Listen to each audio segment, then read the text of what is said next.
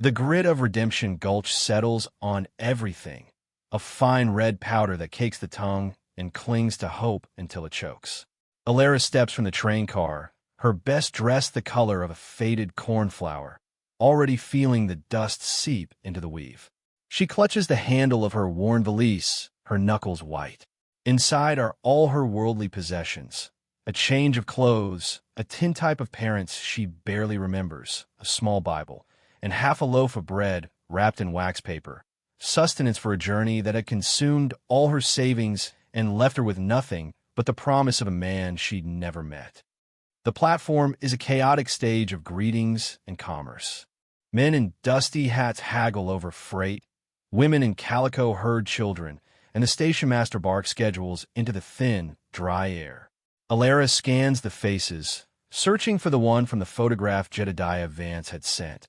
A man with a severe face, a thick mustache, and the hard, appraising eyes of someone who knew the price of everything. Her gaze drifts past the crowd, snagging on a figure huddled against the far wall of the station, almost lost in the deep afternoon shadow. He's a man made of little more than rags and stillness, his knees drawn up to his chest, a battered hat obscuring his face. People give him a wide berth, their steps quickening, their expressions tightening with disgust. A beggar. Even in a town supposedly bursting with opportunity, there were those left behind. A familiar pang of sympathy, sharp and insistent, cuts through her own anxiety. She sees a boy, no older than 10, swagger past the man and deliberately kick a spray of dust and gravel over his outstretched legs. The man doesn't flinch, doesn't move at all. He remains a statue of forgotten humanity. Alara's heart clenches. Before she can think better of it, before she can remember that she is here to make a good impression, to be respectable, to secure her future, her feet are moving. She stops before him, her shadow falling over his still form. She kneels, ignoring the grit that immediately soils the knees of her dress. "Sir," she says softly. There is no response. She can't see his face, only a tangle of dark, matted hair under the brim of his hat. She opens her valise, the hinges groaning in protest. Carefully, she unwraps the bread. It's her last provision, the final defense against the unknown, but the hollow look of the man's slumped shoulders speaks of a deeper hunger than her own. She breaks the half loaf in two, placing the larger piece on the clean side of the wax paper. She nudges it gently toward his hand. "Here," she whispers. "It's not much, but please take it." For a long moment, nothing happens. Then, slowly, a hand emerges from the tattered sleeve. It is grimy, the knuckles scrape, but the fingers are long and surprisingly steady. They close around the offering of bread, a silent, final acceptance. He doesn't look up. A sharp voice cuts through the air. "Alara." She stands abruptly, brushing the dust from her knees, her face flushing. There he is, Jedediah Vance. He is taller than his photograph suggested, and the severity is more pronounced in person, etched into the lines around his mouth. He is not alone. A woman with a face like a clenched fist stands beside him, her gaze sweeping over Alara with open disapproval. Vance's eyes are not on her, but on the beggar at her feet, and the bread now held in the man's hand. A sneer twists his lips, a cold, ugly thing. "Is this how you present yourself?" he asks, his voice loud enough for those nearby to turn and watch. Fresh off the train, and already consorting with gutter trash. He looked hungry. Alara stammers, her carefully rehearsed greeting dissolving on her tongue. The woman beside Vance lets out a derisive sniff. Charity is a fine thing for the ladies' auxiliary, Miss whatever your name is. For a wife, it is a sign of poor judgment, wasting good bread on that. She gestures at the silent figure, as if he were a pile of refuse. Vance looks from Alara's earnest, troubled face to the beggar, then back again. The calculation in his eyes is chilling. He is weighing her, judging her, and finding her wanting. The promise of a new life, a home, security, it all hangs in the balance of this single, terrible moment. He takes a deliberate step back, creating a chasm between them. I required a wife of sound mind and practical sensibilities, he declares, his voice ringing with sanctimonious authority. A partner to help build a respectable household. I see now I was misled. I will not be shackled to a woman who lacks the common sense to know where her loyalties should lie. He gives a sharp, dismissive wave of his hand. The arrangement is off. The words strike her like a physical blow. The air leaves her lungs. The sounds of the platform fade to a dull roar in her ears. Off. The entire world she had pinned her hopes on has just been dismantled with 4 words. The train whistle blows, a long, mournful cry that seems to echo the desolation blooming in her chest. The engine hisses, preparing for its departure, preparing to leave her stranded. Vance turns his back on her without another word, the woman beside him giving Alara one last, withering glare before they walk away, melting back into the crowd that now stares at her with a mixture of pity and morbid curiosity. She is left standing alone on the platform, the rejected bride, her act of kindness the very stone that has sunk her. Below her, in the shadows, the mute beggar slowly, deliberately, begins to eat his bread. There's more to this quiet beggar than meets the eye. Before his true worth or secret comes to light, tell us, have you ever misjudged someone only to be surprised? And if you love a story of hidden depths, hit like and subscribe. The train pulled away, its rhythmic clatter a mocking farewell. Each turn of the wheels took her further from her past and left her marooned in a future that had just evaporated. The crowd on the platform dispersed, their curiosity sated, leaving Alara in a bubble of profound and public humiliation. She was a spectacle, the mail-order bride, deemed unworthy before she'd even stepped off the station grounds. She sank onto a nearby bench, the wood rough against her palms. Her mind, a frantic whirl moments ago, was now numb. Jedediah Vance. He hadn't even asked her name. He had looked at one small, impulsive act and seen a fatal flaw. Perhaps he was right. Perhaps in this hard-bitten place, compassion was a liability, a foolish luxury she couldn't afford. Her father, a gentle preacher who saw the good in everyone, had died penniless. Her mother had followed soon after, worn down by worry. Their kindness had not saved them. Alara, an orphan raised by a stern aunt who saw her as little more than another mouth to feed, had believed this marriage was her only escape from a life of indebted servitude. The advertisement had promised a prosperous husband and a respectable home in a growing town. It had promised a beginning. Redemption Gulch. The name seemed a cruel joke. The town sprawled before her, a chaotic collection of raw lumber buildings and canvas tents, all simmering under the relentless sun. It was a place of sharp edges and sharper glances. She could feel them now, the eyes of the townsfolk who had witnessed her dismissal. They looked through her, past her, their faces shuddered. In their world, a woman alone, a woman publicly rejected, was less than nothing. She was a problem, a piece of driftwood washed up on their shores. The beggar, the cause of her ruin, remained in his spot. He had finished the bread and resumed his posture of inanimate despair. A surge of bitterness rose in her, hot and unwelcome. She had sacrificed her last hope for him. And for what? He was exactly what Vance had called him, gutter trash. A void. He hadn't even looked at her.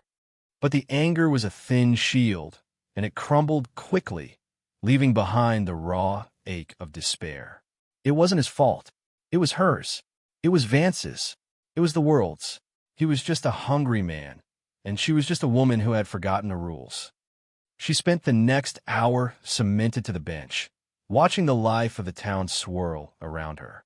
She saw Jedediah Vance stride into the saloon, clapping a man on the back, his laughter booming.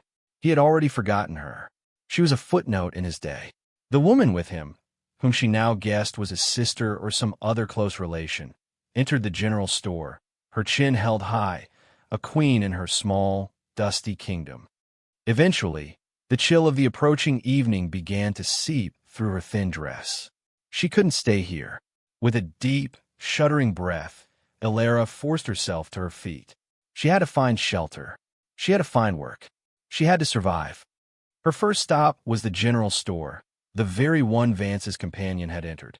A bell chimed as she opened the door, announcing her presence. The proprietor, a man with a stained apron and weary eyes, looked up from his ledger. His gaze flickered with recognition, and a subtle wall went up. "Help you?" he asked, his tone flat. "I'm looking for work," Elara said, her voice steadier than she felt. "Anything. Cleaning, mending, helping in the store." The man shook his head before she'd even finished.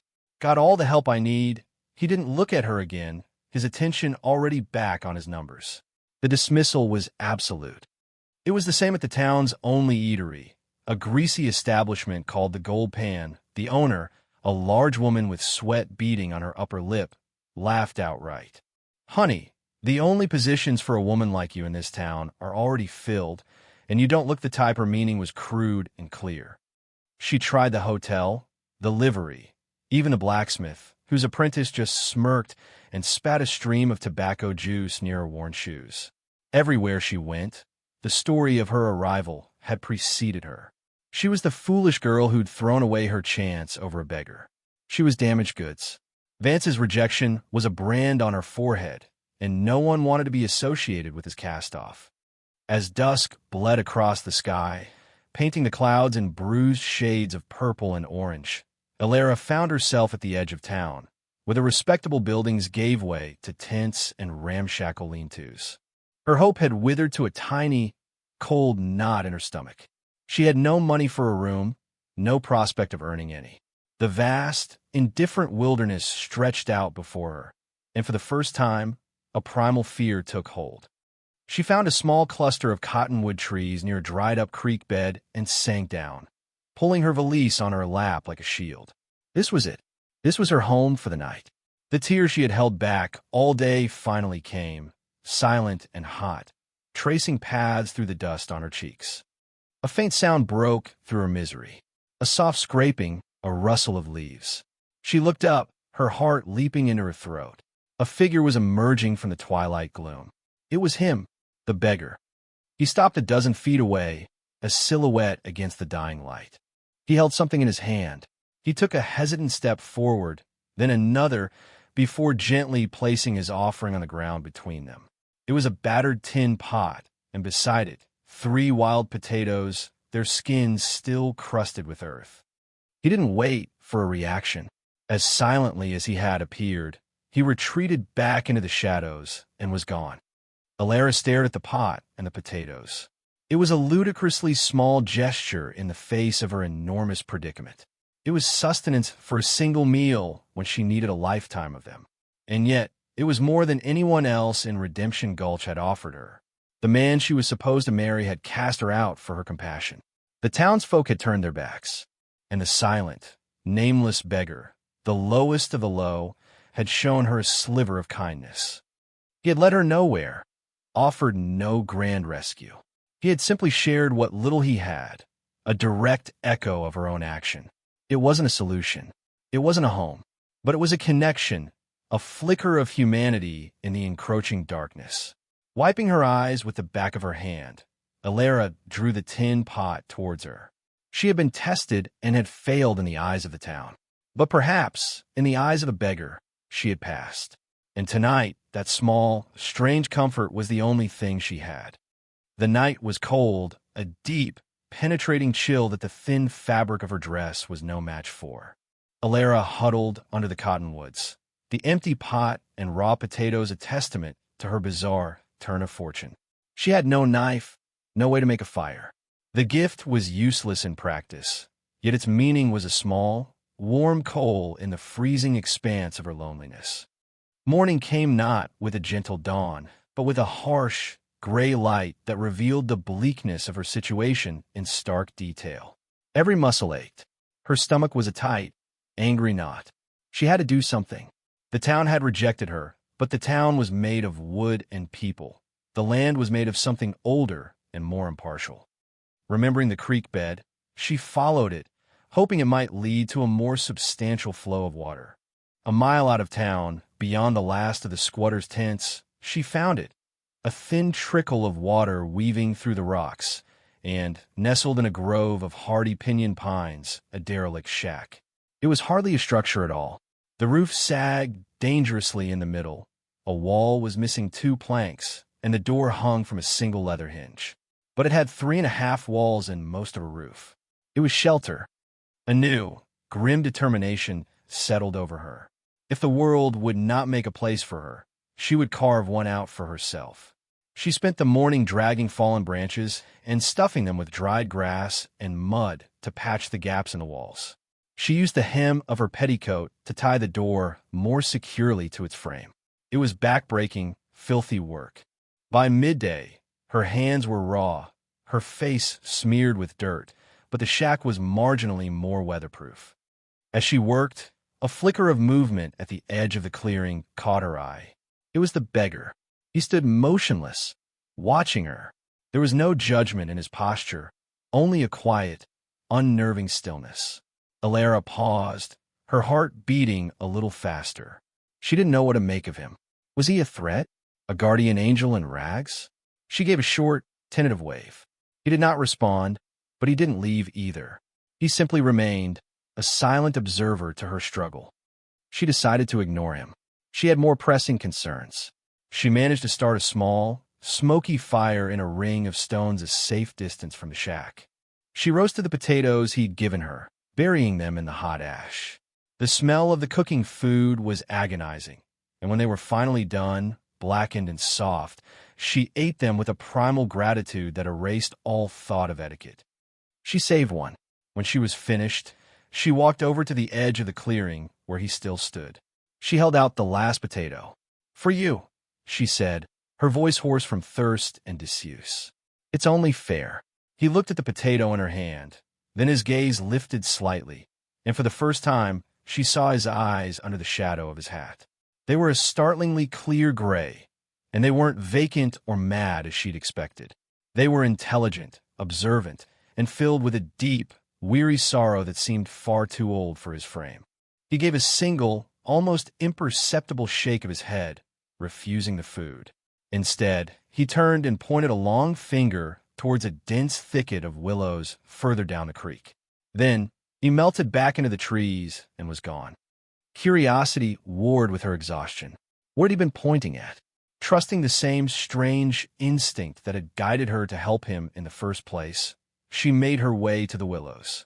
Pushing aside the branches, she found the source of his silent direction, a snare cleverly constructed from vine and a bent sapling, and in it a plump rabbit. Alara stared. This was no lucky find. The snare was fresh, the knots precise. This was the work of a skilled hunter. The beggar was not just a passive survivor. He was resourceful. He had provided for himself, and now for her. The grim reality of preparing the animal was a challenge she had to force herself to meet, but the thought of a real meal gave her strength. As she worked, her mind turned over the puzzle of the mute man. Who was he? Why was he out here? And why was he helping her? Later that afternoon, as a thin stew bubbled in the tin pot over her fire, a new visitor arrived. It was the sheriff, a barrel-chested man named Cobb, with a drooping mustache and tired eyes. He didn't dismount his horse, looking down at her little encampment with an expression of weary duty. "Ma'am," he said, his voice a low rumble, "Jedediah Vance came to see me. He's not happy about you setting up here. Says it's a bad look for the town." "I have nowhere else to go," Alara replied, her chin lifting. "That may be," the sheriff sighed, "but you can't stay here. And I've had reports you're keeping company with that mute fella. That's not helping your case. He's a nuisance. People are scared of him. You'd be wise to stay clear. He's been kinder to me than anyone in your town." She shot back, the words sharper than she intended. Sheriff Cobb's eyes narrowed slightly. "Kindness don't fill a belly or put a roof over your head, miss. It's a hard world. Vance is an important man. He's bringing the railroad here. That's progress. That's money. You and that mute, you're just in the way. I'm giving you a warning. Find some other place to be. Soon." He didn't wait for a reply, simply wheeling his horse around and riding off, leaving the scent of dust and authority hanging in the air. His words were a clear threat. Vance was using his power to squeeze her out. The town saw her and the beggar not as people, but as obstacles to prosperity. That evening, as the fire crackled, the mute man returned. He didn't come into the small circle of light, but stood at its edge, a familiar silhouette of solitude. Alara, emboldened by the sheriff's ultimatum, found her voice.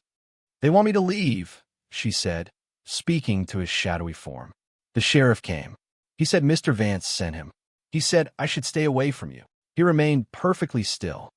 "I don't have anywhere to go," she continued, the confession a painful admission. "And I don't have anyone. Except, it seems, you—" She ladled some of the rabbit stew in her only other possession of value, the tin cup from her valise. She walked over and held it out to him. "His name is Sheriff Cobb. My name is Alara. I don't suppose you have a name?" He made no move to take the cup. His silence was absolute, a wall she couldn't seem to penetrate. For a moment, she felt foolish, talking to a man who couldn't or wouldn't answer. Then he did something unexpected. He knelt, and with one of his long fingers, he smoothed a patch of dirt. Slowly, deliberately, he drew a letter in the dust. An S, then an I, an A, an S. Silas. Alara looked from a name etched in the earth to the man's shadowed face. Silas. It was a simple, solid name. A name that belonged to a person, not a phantom. He had given her a piece of himself, the only way he could. She smiled, a real smile that reached her eyes for the first time in days. "Silas," she said, trying to name out. "It's a pleasure to properly meet you." He finally took the cup of stew from her hand. Their fingers brushed for a fleeting second. His skin was calloused and cold, but the touch was electric, a silent acknowledgement that passed between two outcasts. They were no longer just a rejected bride and a nameless beggar. They were Alara and Silas, and together, they would face whatever came next. The days bled into a week, then two, marked not by a calendar, but by the rhythm of survival they fell into. Their arrangement was unspoken, a delicate dance of need and provision conducted in the quiet language of gesture and shared space. Alara became the heart of their small camp, her tireless work transforming the dilapidated shack into a semblance of a home. She wove mats from river reeds to cover the dirt floor, found a cracked ceramic jug for holding water, and planted a tiny garden of wild onions and bitter greens near the door. She talked to Silas constantly, filling the silence with stories of her childhood, descriptions of the books she'd read, and her dreams of a life that didn't involve running or hiding. She never asked him about his past or why he didn't speak. His silence was a part of him, like the sorrow in his eyes, and she accepted it. Silas, in turn, was the provider. He was a ghost in a landscape, disappearing for hours and returning with silent offerings laid at the edge of the clearing. A brace of quail, a handful of late-season berries, a sturdy branch that would make a good roof beam. He was an astute observer. When he saw her struggling to mend her dress with clumsy stitches, he left a small, sharp shard of flint perfect for cutting thread. When her fire sputtered in the damp morning air, he appeared with a bundle of dry, resinous pine kindling. He was teaching her, through his actions, how to read the land, how to live off its hidden bounty. Through this shared existence, Alara began to see the man beneath the rags. She saw the intelligence in the way he tracked game, the patience in the way he waited for the right moment to check his snares, the innate gentleness in how he handled a wounded bird he once found, splinting its wing with twigs and a strip of his own tattered shirt before letting it go. He communicated with drawings in the dirt, intricate sketches of animal tracks, edible plants, or maps showing the best places to find water. He was not a void. He was a man brimming with a quiet, profound knowledge that the loud, ambitious men in town could never comprehend. Her perception of him shifted from a figure of pity to one of respect, and then to something warmer and more complicated. She began to notice the small things, the way the sunlight caught the gray in his eyes, the strength in his long-fingered hands, the protective way he would appear at the edge of the woods whenever a stranger or a stray dog wandered too close to the shack. She started to worry when he was gone for too long, her gaze drifting constantly to the tree line, waiting for his familiar, silent return. This quiet, broken man was becoming the most constant and reliable thing in her life. His test, which had begun as a bitter, cynical experiment, was transforming Thomas Croft's very soul. Dressed as Silas the Beggar, he was discovering a peace his life of immense wealth had never offered. He had set out to find one genuinely good person in a world he believed was consumed by avarice. His family's railroad empire was a magnet for sycophants, schemers, and false friends. After a devastating betrayal by his own cousin, who had tried to have him declared incompetent to seize control of the company, Thomas had faked a breakdown and disappeared, desperate to find proof that human nature wasn't entirely transactional. He had chosen Redemption Gulch because it was the epicenter of the greed he despised, a town salivating over the riches his railroad would bring. He'd adopted the guise of a mute beggar, the most invisible and powerless of men, to see the town's true face. And it had been uglier than he'd imagined. The contempt, the cruelty, the casual disregard for human suffering. It had confirmed all his worst fears. Until Alara. Her simple act of kindness on the train platform had been a fissure in his wall of cynicism. Her resilience in the face of public humiliation, her refusal to be broken, had fascinated him. Living near her, watching her build a life from nothing, he felt an admiration that humbled him. She shared everything she had, not just food, but her stories, her laughter, her unwavering dignity. She treated him not as a burden or a charity case, but as an equal. She had given him a name, a home, a sense of worth that had nothing to do with the Croft fortune. He was falling in love with her. The realization was both terrifying and exhilarating. This connection was the most real thing he had ever known, forged in silence and shared hardship. But it was built on a lie. What would happen when she learned the truth? Would the gentle trust in her eyes curdle into the same look of betrayal he'd seen in his cousin's?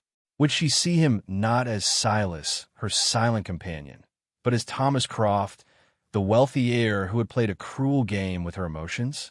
The fear of that possibility kept him silent, trapped in his role long after the test was complete. The delicate piece of their world was not destined to last. Jedediah Vance had not forgotten them.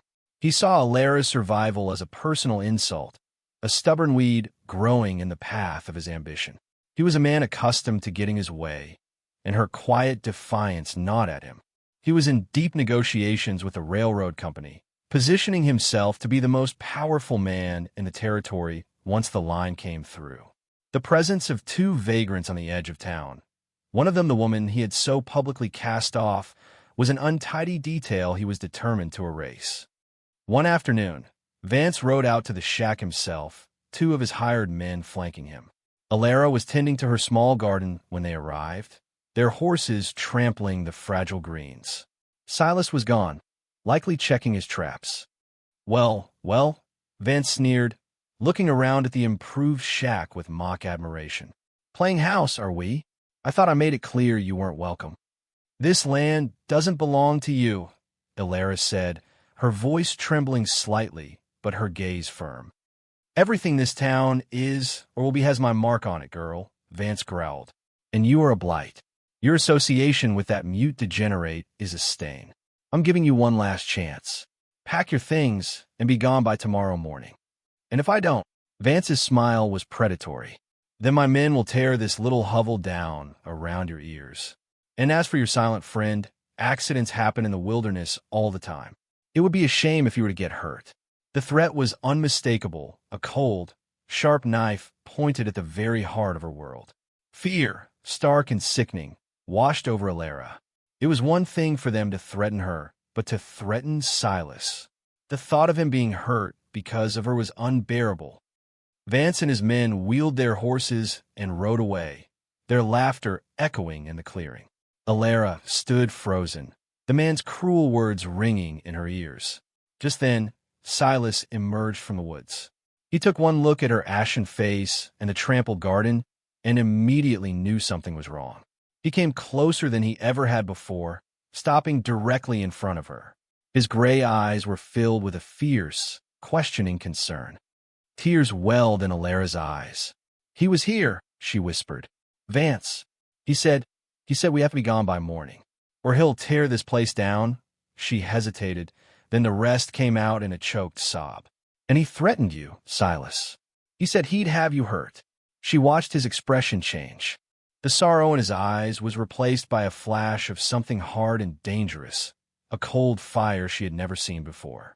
For a moment, he was not a gentle, passive man. He was a cornered wolf. He looked at the shack, their home. He looked at the path Vance had taken back to town. Then he looked at her, his gaze softening with a profound sadness. He reached out, his callous thumb coming up to wipe a tear from her cheek. It was the most deliberate, intimate contact they had ever shared. The touch was brief, but it conveyed a world of apology, of resolve, of regret. He then took her hand and led her to the smooth patch of dirt he used as a slate. With his finger, he drew a picture of a bird, its wings spread wide in flight. Then he pointed at her and then at the drawing. He was telling her to flee, to save herself. "No," she said, shaking her head fiercely. "I won't leave you." He erased the bird and drew a simple stick figure of man, then drew a long, straight line, a road, leading away from a crude drawing of the shack. He pointed to himself, then to the road. He was telling her he would be the one to leave, to draw the danger away from her. "No," she whispered again, her heart breaking. "Don't go. Please." He looked at her, his face a mask of conflict. For a moment, she thought he might actually speak, that the urgency of the situation would break through the dam of his silence. His mouth opened slightly, but no sound came out. Instead, he gave her hand a final, firm squeeze, a silent promise she couldn't interpret. And then he turned and strode purposefully into the woods, not in the direction of his traps, but towards the main road that led away from Redemption Gulch. Alara watched him go until his form was swallowed by the trees. He was leaving.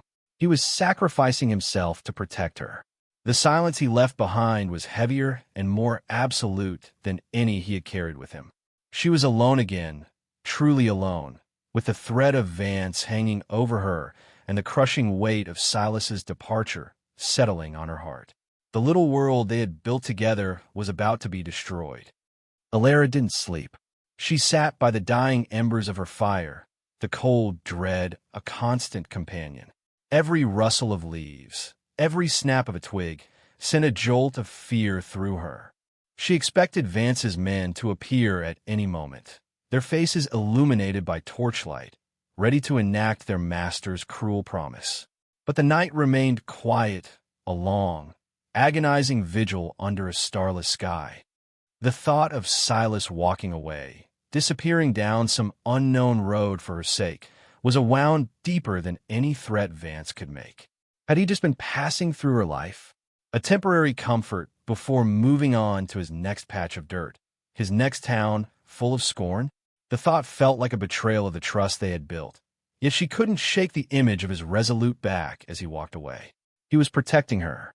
The nobility of the act was as painful as its finality. Morning arrived, cold and gray. The deadline. Alara stood before the shack, her meager belongings packed once more into her valise. She would not wait for Vance's thugs to tear down her home. She would leave with her dignity intact, even if it was all she had left. She took one last look at the woven mats, the patched walls, the small circle of stones that had been their hearth. It was more of a home than she had ever known. It was built on nothing but shared desperation and silent kindness. As she prepared to take her first step away, she heard it. Not the thud of hired brutes on foot, but the rhythmic sound of approaching horses and the crunch of carriage wheels. Her blood ran cold. This was a more formal eviction than she'd anticipated. Vance was making a spectacle of her departure. She straightened her shoulders, ready to face him one last time. But the vehicle that emerged from the trees was not some dusty farm wagon. It was a handsome, black lacquered carriage, polished to a high sheen, drawn by two magnificent, perfectly matched gray horses. The crest of the Transcontinental Railroad Company was emblazoned in gold on the door. The carriage door opened, and two men in expensive city suits stepped out. They moved with an air of crisp, urban importance that seemed utterly alien to this rustic clearing. They surveyed the scene, the humble shack, the lone woman, with neutral, professional expressions. Then, one of them turned and held the door open for the final passenger. The man who stepped out of the carriage made Alara's breath catch in her throat. He was tall and broad-shouldered, dressed in a tailored black suit of the finest wool, a crisp white shirt, and a silk cravat. His dark hair was clean and neatly combed, his face clean-shaven, revealing a strong jaw and a firm, determined mouth. He looked powerful, wealthy, and impossibly familiar. It was the eyes. They were the same startlingly clear gray, filled now not with sorrow, but with an intensity that burned right through her. It was Silas. Before she could process the impossible transformation, another set of riders appeared. It was Jedediah Vance, flanked by the sheriff and his two hired men. Vance's face was a mask of confusion and suspicion as he took in the opulent carriage and the well-dressed strangers. His gaze fell on the transformed beggar, and a flicker of disbelief, then dawning horror, crossed his features. "What is the meaning of this?" Vance demanded, addressing the men in suits, but his eyes locked on the man he had known only as a mute vagrant. The man who was Silas took a step forward. His posture was no longer stooped with hardship, but straight with authority. When he spoke, his voice was not the rasp of disuse she might have imagined, but a deep, clear baritone that resonated with power and command. "The meaning, Mr. Vance," he said, the words cutting through the quiet morning air, "is that your negotiations are over." Vance paled. The sheriff shifted uncomfortably in his saddle. Alara just stared, her mind reeling. The voice, the clothes, the presence. It was him, and yet it wasn't. "I don't know who you think you are," Vance began, his bluster failing him. "Oh, I think you do," the man continued, his tone dangerously calm. "You've been sending letters to my office for months.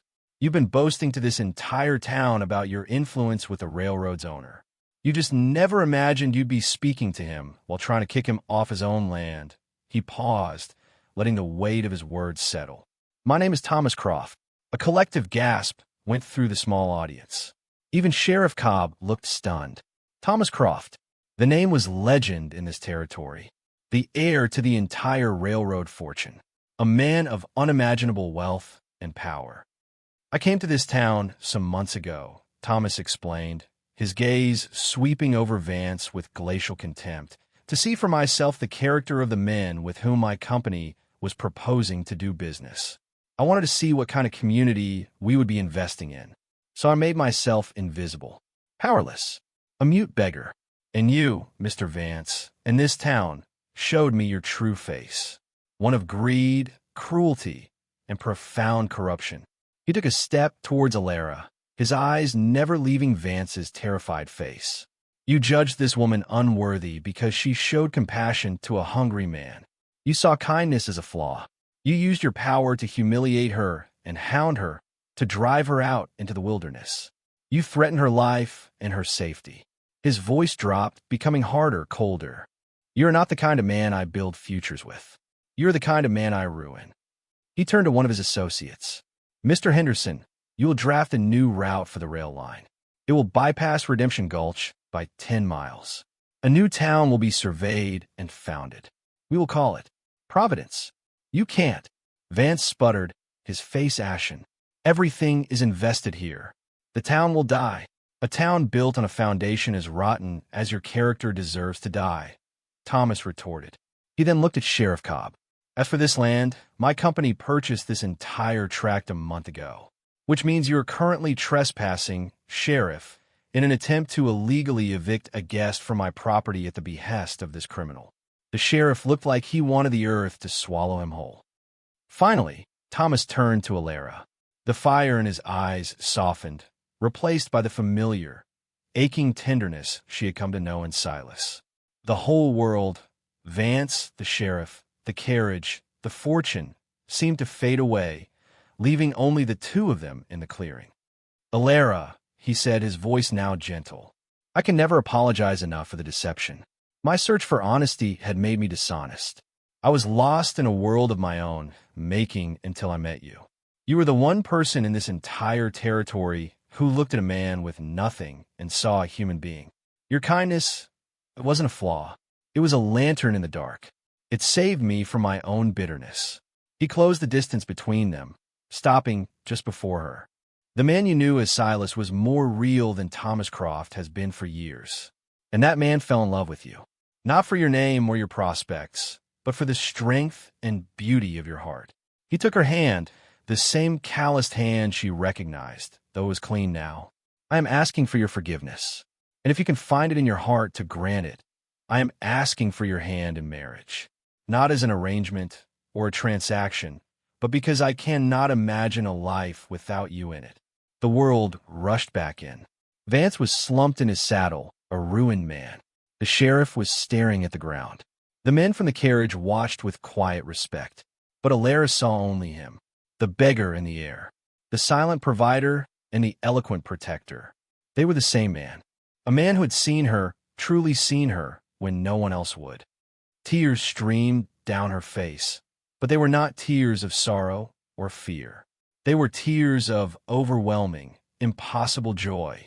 She couldn't find her voice, so she did the only thing that felt right. She squeezed his hand, and then she nodded. A single, profound gesture that answered everything. In the quiet clearing, surrounded by the ruins of one future and the astonishing promise of another, their new life began. The chaos subsided as quickly as it had erupted.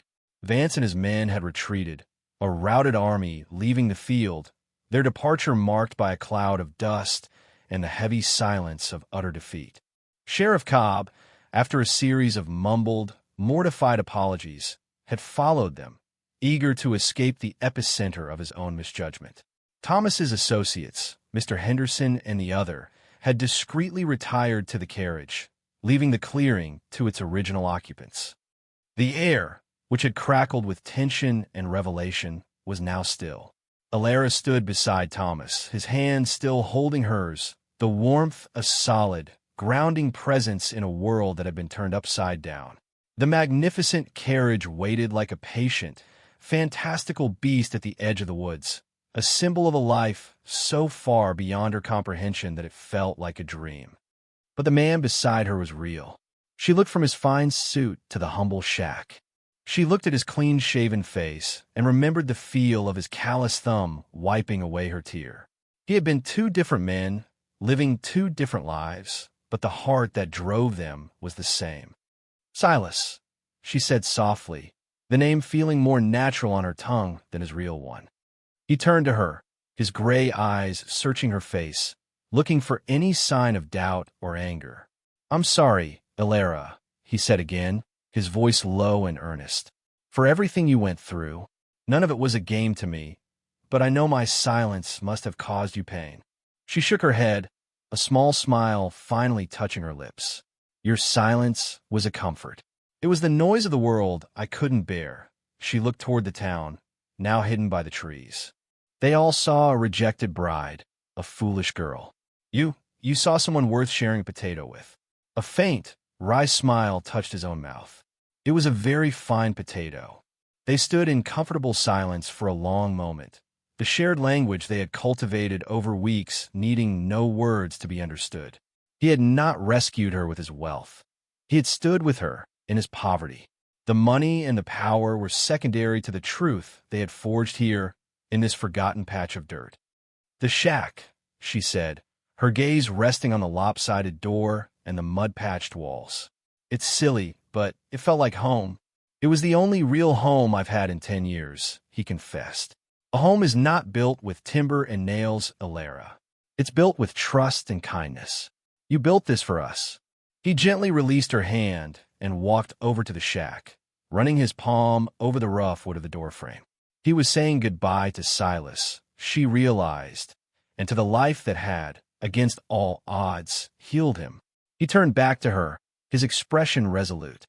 I meant what I said, he stated, his voice clear and steady.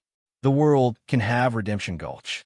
Our life will begin in Providence. He gestured to the vast, open land stretching away from the town. We will build a place where a person's worth isn't measured by the coin in their pocket, where kindness isn't seen as a weakness. We'll build it on the foundation you laid right here. He walked back to her, and this time He gently cupped her face in his hands. He was no longer the railroad heir making a grand declaration, nor the mute beggar offering a silent gift. He was simply Thomas, a man looking at the woman he loved. The last vestiges of her fear, of her insecurity, melted away under his steady gaze. She was not the girl who was rejected or the girl who was rescued. She was Alara, and she was home. "Is that a yes, then?" he whispered, a hint of vulnerability in his eyes. "To building it with me?" She didn't need to speak the word. She leaned in and pressed her lips to his, a soft, certain kiss that sealed the promise. It tasted of wood smoke, of wild things, and of a future she had never been brave enough to imagine. As they stood together, the morning sun finally broke through the clouds, bathing the humble shack and the two figures before it in a warm, golden light. The carriage, the fortune, the power, all of it waited. But for a moment longer, they remained, two survivors who had found in the heart of the wilderness not just a refuge, but the entire world. Thanks for watching. If you believe in compassion, overcoming prejudice, and finding love in unexpected places, give this story a like and subscribe for more. Her true worth was finally seen. What does true value in a person mean to you? Tell us below.